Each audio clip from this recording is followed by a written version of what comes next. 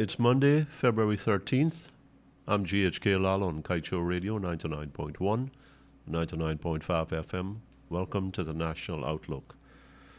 We are almost halfway through February, and I trust that the year has been going well for you and that today and the rest of February will be even better. For the next couple of days, several days in this week, we'll be talking about oil. We have to, we can't do otherwise. We'll try to spread them out a bit. From last Friday's Kaieteur News, here's this headline in red. Exxon says no to increase in royalties for any new Stabroek Block projects. That was Mr. Alistair Routledge on behalf of Exxon, Esso Guyana, whatever it's called. No, he said to renegotiate the 2016 oil contract would be very destructive, those were his words, very destructive to investor confidence. In a subsequent forum, President Ali, our own president, says to scrap the contract and to renegotiate it would lead to a financial run. With due respect to Mr. Routledge and to His Excellency, I happen to disagree. I respectfully disagree with both of them. And I think they have gone overboard.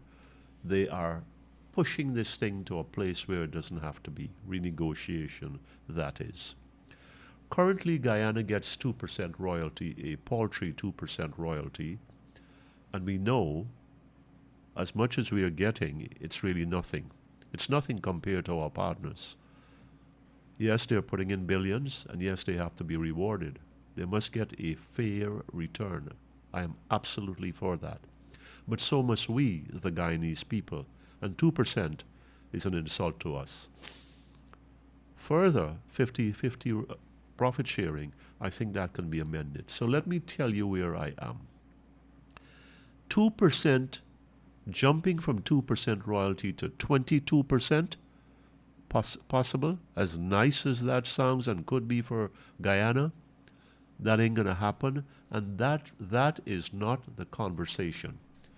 To increase from 2 to 22 is off the table. That would be very destructive to investor confidence. That would lead to a financial run. I can agree there. To go maybe from 2 to 12, even 12%, a 600% increase, 6 times, would be very destructive to investor confidence.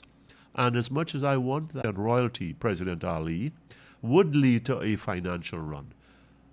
The oil companies operating here would still make billions. Exxon would make billions. Hess has a very good opportunity to do so. And the smaller fry are going to make hundreds of millions of dollars. Make no mistake about that. High market, low market prices, they'll make they'll make less. No question about that. But to go from 2 to 5% cannot be a deal breaker. It's not very destructive. I happen to think that is talking down to us. That is insulting us even further by putting something like that on the table. And for our own president to say, well, it could lead to renegotiate and to scrap and start over, could lead to a financial run because of the damage to investor confidence. Words to that effect, I think he's on the wrong track here.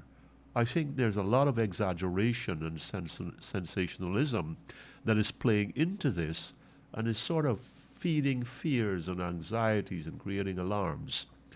2 to 5%, 50-50 share, give Guyana 60%, 60-40, 55-45, even that I can deal with. And I don't think that's much to ask.